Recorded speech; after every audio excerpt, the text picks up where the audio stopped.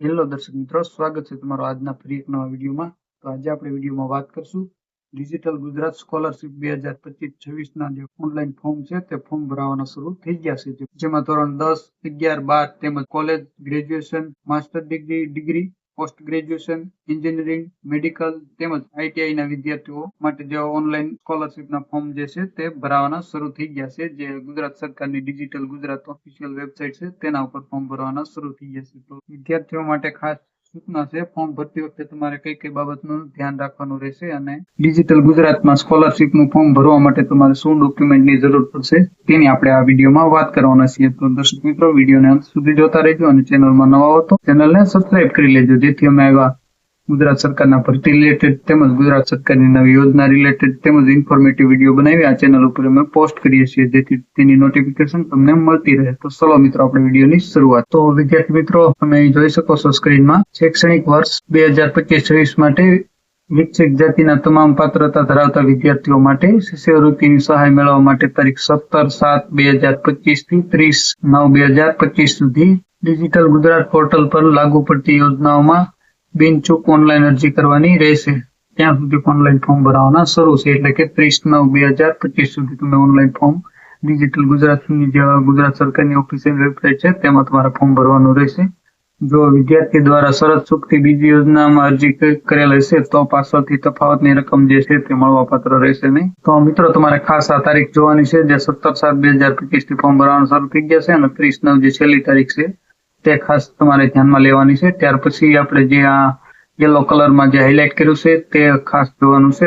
વર્ષ 2022-23 થી ભારત સરકાર શ્રીની પોસ્ટ મેટ્રિક શિષ્યવૃત્તિ યોજના અંતર્ગત શિષ્યવૃત્તિનું ચૂકવણું જે છે તે આધાર બેઝ જ કરવામાં આવે છે, એટલે કે વિદ્યાર્થીઓનો આધાર નંબર જે બેંક ખાતા સાથે લિંક હોય છે તે બેંક ખાતામાં શિષ્યવૃત્તિની ચૂકવણી કરવામાં આવે છે. આથી તમામ વિદ્યાર્થીઓને ખાસ જણાવવામાં આવે છે કે વિદ્યાર્થીઓએ આધાર અને બેંક ખાતાનું લિંકિંગ સીડિંગ કરાવેલ ના હોય તો તેઓ તાત્કાલિક કરાવી લે. તો મિત્રો, સરકાર તરફથી ખાસ જણાવવામાં આવ્યું છે કે જો તમારે જે બેંકમાં એકાઉન્ટ છે તે બેંક એકાઉન્ટ સાથે તમારું આધાર કાર્ડ જે લિંક છે, આધાર કાર્ડ છે તે લિંક ફરજિયાત હોવું જોઈએ. ના હોય તો તમે તમારું આધાર કાર્ડ બેંકના એકાઉન્ટ સાથે લિંક કરી લેજો, નહીંતર તમને શિષ્યવૃત્તિ મળવાપાત્ર રહેશે નહીં. જે કેન્દ્ર સરકારનો નિયમ છે તેના ઉપરથી ગુજરાત સરકારમાં પણ આ રીતે નક્કી કરવામાં આવ્યું છે. તો તમે ચેક કરી શકો તમારી બેંકે જઈને કે તમારા બેંક ખાતા સાથે આધાર કાર્ડ લિંક છે કે કેમ. ના હોય તો તમે કરાવી લેજો વહેલી તકે. ત્યાર પછી દર્શક મિત્રો, વિદ્યાર્થીઓ ઓનલાઈન ફોર્મ ભરતા પહેલા નીચે મુજબની જે વિગતો છે તે ધ્યાને લેવાની છે.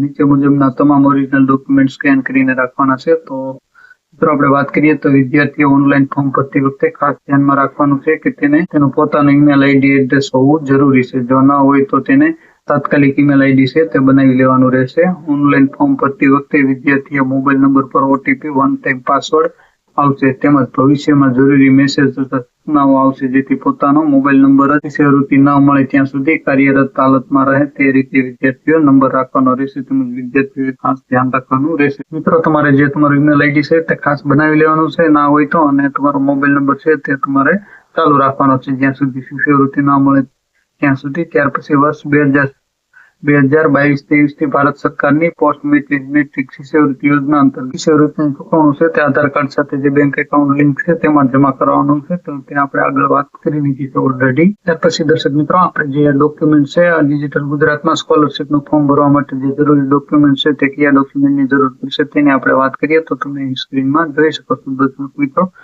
સમકક્ષ જે અધિકારી છે તેના દ્વારા ઇસ્યુ કરવામાં આવેલો જાતિનો દાખલો એક તમારે જરૂરિયાત પડશે. જે વિદ્યાર્થીને સ્કોલરશિપનું ફોર્મ ભરવાનું છે તેને પોતાનો જાતિના દાખલાની જરૂર પડશે. ત્યાં જે સક્ષમ અધિકારી દ્વારા વાલીનું જે આવક એટલે કે તેના પિતાનું જે આવકનો દાખલો છે તેની જરૂર પડશે. ફોટાવાળો જે આવકનો દાખલો હોય છે તે આમાં માન્ય રાખવામાં આવશે. જો પિતા હયાત ના હોય તેવા કિસ્સામાં પિતાના મૃત્યુનું પ્રમાણપત્ર અને જો માતા પિતાને છૂટાછેડા લીધા હોય તો છૂટાછેડાનો આધાર રજૂ કરી માતાના આવકનો દાખલો માન્ય રહેશે. ત્યાર પછી વિદ્યાર્થીઓએ ધોરણ 10 તથા ત્યારબાદ કરેલા તમામ અભ્યાસક્રમની વર્ષ વાઇઝ જે ફાઇનલ વર્ષ સુધીની માર્કશીટ છે તે માર્કશીટ અપલોડ કરવાની રહેશે. ત્યાર પછી બેંક પાસબુકનું જે પ્રથમ પાનું છે તે જેમાં ખાતા નંબર દેખાતો હોવો જોઈએ, તેમજ આઈએફએસસી કોડ દેખાતો હોય છે, બેંકની શાખા દર્શાવેલ હોય. જો પાસબુક ન હોય તો કેન્સલ ચેક જેમાં ખાતા નંબર, આઈએફએસસી કોડ તથા બેંકની શાખા દર્શાવેલ હોય તે જે બેંક મર્જ થયેલ હોય તેવા કિસ્સામાં નવી બેંકના આઈએફએસસી કોડ છે તે તથા નવા બેંક એકાઉન્ટ નંબર વાળી પાસબુક જે છે તે તમારે અપલોડ કરવાની રહેશે. ત્યાર પછી વિદ્યાર્થી મિત્રો ધોરણ 10 બાદ અભ્યાસક્રમમાં જો તૂટ એટલે કે બ્રેક પડેલો હોય તો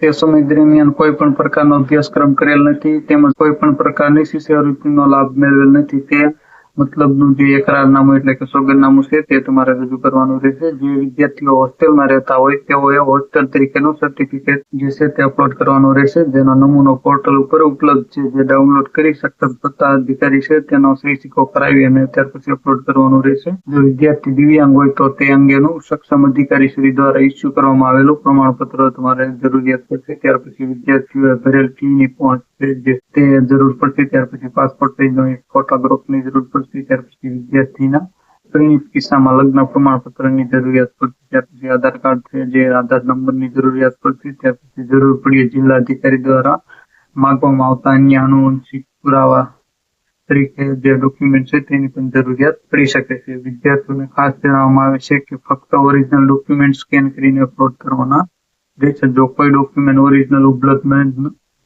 ન થઈ શકે તેમ હોય તો જ તેની જે ઝેરોક્ષ છે નકલ છે તે અપલોડ કરવાની છૂટ આપવામાં આવે છે.